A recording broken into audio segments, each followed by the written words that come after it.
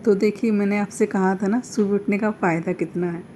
तो यहाँ पे कितना खूबसूरत नज़ारा मेरे को भी देखने के लिए मिला है। सूरज देव थोड़े से बाहर निकले हैं बादलों से और बाकी बादलों में छुपे हुए हैं। बहुत ही सुंदर सच में दृश्य था। जो सीनरी में दिखाते हैं ना, आधा सूरज निकला हुआ, आधा सूरज भी निकला, थोड़ा सा ही निकला था और इतना खूबसूरत नज़ारा था ना, बहुत ही खूबसूरत।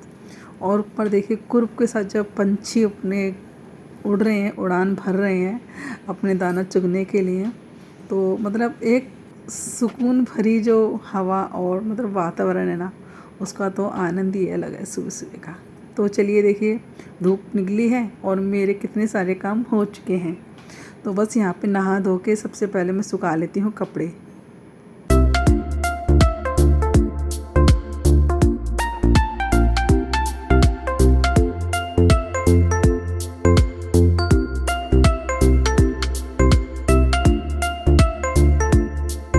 और देखिए, जब नहा धो के आप मतलब रेडी हो जाते हो ना, अपने आप में कितना सुंदर लगता है। तो बस यहाँ पे आज मैंने सिर धोया था।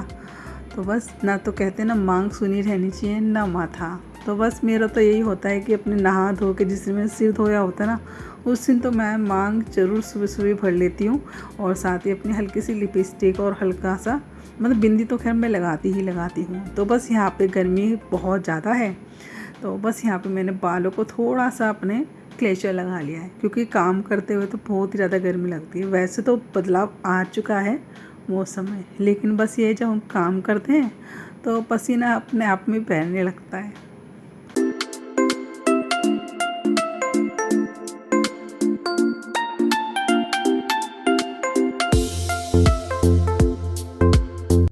हेलो हेलो दोस्तों, राधे राधे। कैसे हैं सब? आई होप सब अच्छे होंगे। मैं भी बिल्कुल ठीक हूँ। सुबह के टाइम देख कर बताते हैं कितने हुए और साफ़ सफाई कपड़ों का काम हो चुका है। और इस वक्त बज चुके हैं 7:30। आज है पूर्णमासी और दोपहर के 12 बजे से सूतक लग जाएगा, क्योंकि रात को पड़ने वाला है चंद्र ग्रहण।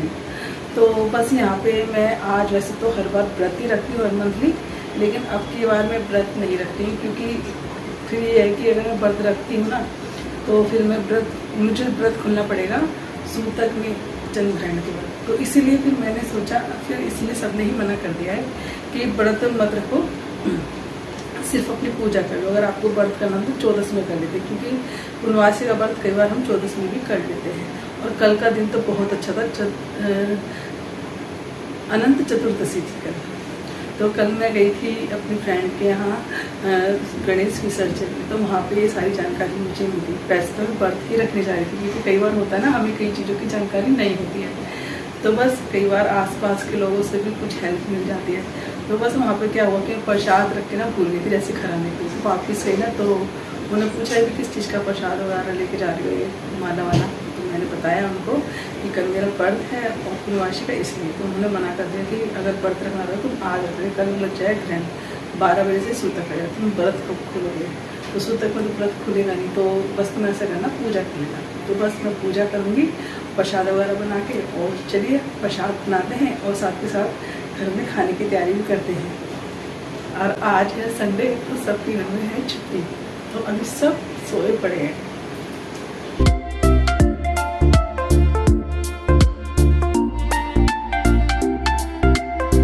तो ये मैंने भिगो रखी थी दाल, मतलब कल शाम को भिगोई थी। हुआ क्या, मैं चली गई थी गणेश विसर्जन में और दाल भिगो के चली गई थी। मुझे क्या पता था कि वहाँ से खाना पीना मिल जाएगा और मुझे घर पे आके बनाना नहीं पड़ेगा। बस 2-4 रोटियाँ सेकी थी, तो उन्होंने ना कड़ी चावल का भंडारा किया था छोटा सा, तो बस वही मैं प्रसाद में तो खा ही आई थी। तो वहाँ पे जितने जितने सबने खाना खाया था, फिर थोड़ा थोड़ा उन्होंने बांध दिया था। तो थोड़ी सी कड़ी मैं और पैक करा ली थी। मैं थोड़ी सी कड़ी और पैक कर दो, बस मैं 2-4 रोटियाँ बना लूँगी, क्योंकि घर में क्या है ना, क्रिश को भी बुखार खांसी जुकाम हो रहा है और इनको भी खांसी हो रही है। तो थोड़े थोड़े चावल ले ली थी इन्होंने और क्रिश विशाखा ने, और 2-4 मैंने रोटियाँ सेक ली थी।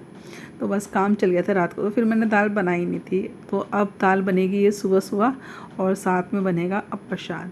तो दाल को मैंने फिर से एक बार धो लिया है, क्योंकि रात के पानी में भीगी हुई थी, और जितनी मूंग की दाल थी ना, छिलके वाली, सब ने अपने छिलके छोड़ दिए थे, तो आधे से ज़्यादा छिलके तो निकल चुके हैं धोने में। और वैसे आपको पता होगा कि छिलके वाली दाल जब बनाते हैं ना मूंग की, तो बहुत ज़्यादा टेस्टी बनती है। तो फ़िलहाल तो छिलके निकल चुके हैं और फ़िलहाल रह गई है उसमें काली मसूर और धुली धुली मूंग की दाल।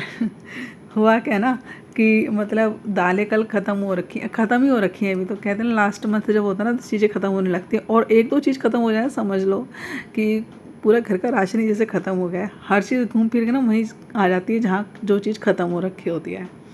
तो फ़िलहाल तो यहाँ पे तो एक दिन में मैं दाल मंगा लूँगी, लेकिन फ़िलहाल तो कहते ना गुजारा करने वाली बात थी। रात को तो समझ में नहीं आता, सब्ज़ी भी अब आजकल ऐसी आ रही है कि बनाए क्या।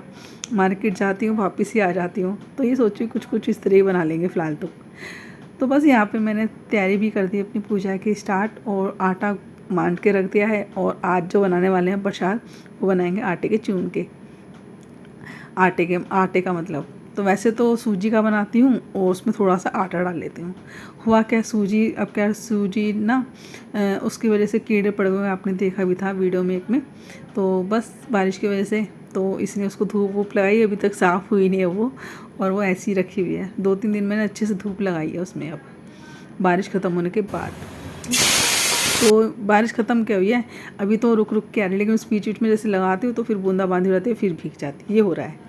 इसलिए बस मैंने यहाँ पे आटे का प्रसाद बना लिया है, और साथ में दाल छोंकनी स्टार्ट कर दिया है। मैंने कुकर रख दिया, उसके अंदर टमाटर काट के डाल दिए, और उसमें नमक मिर्च नॉर्मल से मसाले डाले हैं। बस दाल डाल देंगे, पानी डाल के 2-1 सीटी लगा लेंगे, और दाल हमारी तैयार है। ऊपर से जब इसमें तड़का लगता है ना दाल में, तब मज़ेदारी दाल बनती है। तो वो लगाएंगे हम कड़ी पत्ते का दाल में तड़का बाद में। फ़िलहाल मैंने टमाटर के साथ ही इसको सीटियाँ लगा ली थी।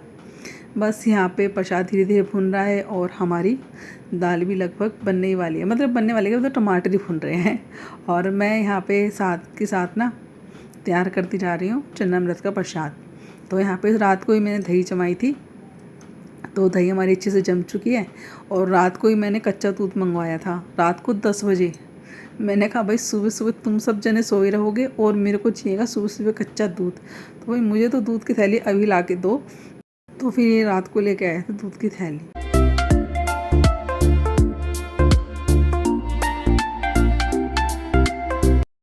तो बस यहाँ पे चन्नामृत बना लेंगे। फ़िलहाल तो यहाँ पे मैंने कच्चा दूध मिक्स कर लिया है, पूरा मिक्स कर लिया है, और साथ में दही मिक्स कर लिया। और सच में बताऊँ ना, जब चन्नामृत और ये प्रसाद खाते हैं बहुत ही ज़्यादा टेस्टी लगता है, घर में सबको भी बहुत पसंद आता है ये। तो पूरे का डिब्बा तो मैंने निकाल ही रखा था नीचे, साथ ही मैंने इसमें कटोरे में भी निकाल लिया मिक्स करने के लिए आटे वाले प्रसाद में। तो चलिए देखिए यहाँ पे हमारे टमाटर अच्छे से भुन गए हैं, साथ ही थोड़ा घी डाल दिया था मैंने ये आटे के चूर्ण में, तो ये भी अच्छे से भुनने वाला है थोड़ी देर में। तो बस यहाँ पे दाल को डाल देते हैं और पानी वानी डाल के लगाते हैं 2 सीटियाँ।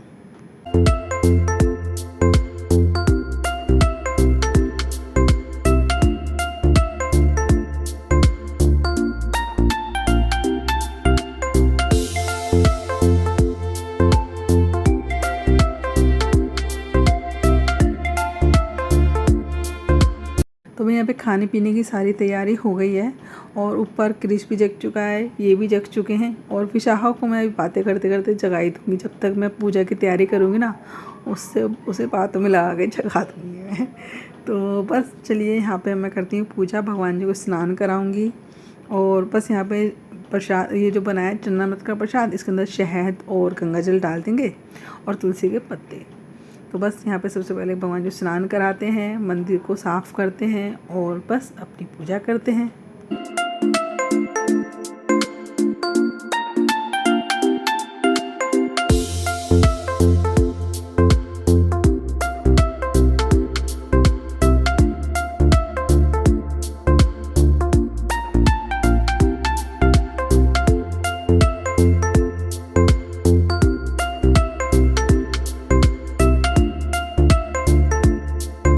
यहाँ पे पूजा में मैंने बनाया है आटे का प्रसाद, साथ में बनाया है चन्नामृत, और फल में मैंने रख दिया 1 सेब और केले। बस यहाँ पे सबसे पहले तो मैं जो रोज़ की पूजा करती हूँ ना वो करूँगी, और सारे भगवान जी को मैंने तुलसी चढ़ा दी। मैं कान्हा जी होते हैं ना उनको तुलसी रख देती हूँ मिश्री के साथ, साथ में मैं गिलास ही जो होती है उनकी पानी की उसमें तुलसी रख देती हूँ, और सालिग्राम जी पे मैं तुलसी चढ़ा देती हूँ। और प्रसाद में आज भी ज़रूरी है तुलसी चढ़ना, तो उसमें रख दी है मैंने तुलसी। बस यहाँ पे अब सबसे पहले तो मैं नॉर्मल जो अपनी रोज़ की पूजा करती हूँ वो करूँगी, फिर आरती वारती करने के बाद यहाँ पे मैं कर रही हूँ कथा। कथा माला पहने हुए थे देखकर स्तुति करने लगे, और हे भगवान, आप अत्यंत शक्ति से संपन्न हैं, मन तथा वाणी भी आपको नहीं पा सकती, आपका आदि मध्य अंत नहीं है, निर्गुण स्वरूप सृष्टि के कारण भक्तों के दुखों को नष्ट करने वाले हो। आपको मेरा नमस्कार। नारद जी से इस प्रकार की से पुत्री सुनकर ओम जय लक्ष्मी रमणा स्वामी जय लक्ष्मी रमणा सत्य नारायण स्वामी जय पातक हरना। ओम जय लक्ष्मी रमणा राजे स्वामी अद्भुत शरीरा निरंजन घंटा ध्वनि बाजे। ओम जय लक्ष्मी रमणा। तो लीजिए, हमारी पूजा हो चुकी है। और नारायण भगवान जब हार पहन लेते हैं तो कितने खूबसूरत लगते हैं। बाकी सभी भगवान जी पे मैंने चढ़ा दिए थे फूल और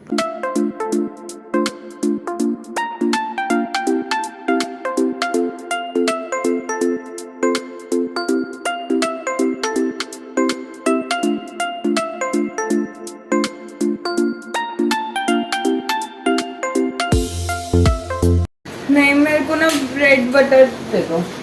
कहाँ है ब्रेड बटर?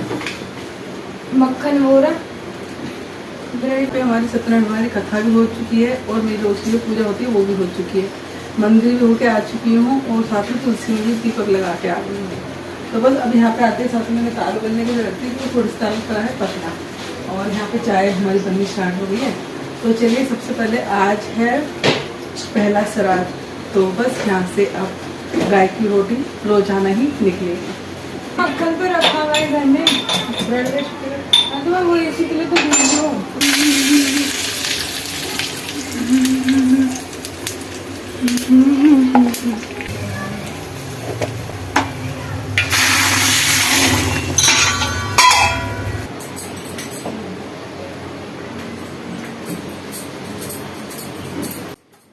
जब भी हर साल श्राद्ध होते हैं तो मैं क्या करती हूँ, एक रोटी गाय की निकाल के दे आती हूँ और एक लोटा लेके मैं पीपल को सींच आती हूँ, साथ में मैं भोले बाबा को भी सींच आती हूँ। मैं कहती हूँ कि जितने भी हमारे पितर देव हैं सबको मोक्ष मिले भोले बाबा के पास जाके। बस पता नहीं क्या पता हमारे भोले बाबा सुन लें और हमारे जितने भी पूर्वज हैं उन सबको मोक्ष मिल जाए। तो चलिए, फ़िलहाल यहाँ पे मैं गाय की रोटी बना रही हूँ और साथ में बना रही हूँ एक भगवान जी के भोग की रोटी, और बस चाय बन रही है। और आज नाश्ते में लेंगे हम ब्रेड और मक्खन। विशाखा की फरमाइश अभी आपने देख ही ली होगी। तो चलिए, हम करते हैं चाय नाश्ता, गाय की रोटी दे आऊँगी और बस यहीं करूँगी वीडियो का एंड। आपको ये वीडियो कैसा लगा कमेंट्स करके ज़रूर बताइएगा। अगर वीडियो अच्छा लगा हो तो वीडियो को भर के लाइक कर दीजिएगा, नहीं तो सब्सक्राइब करें, ज़्यादा शेयर करें। तो टाटा बाय बाय, राधे राधे।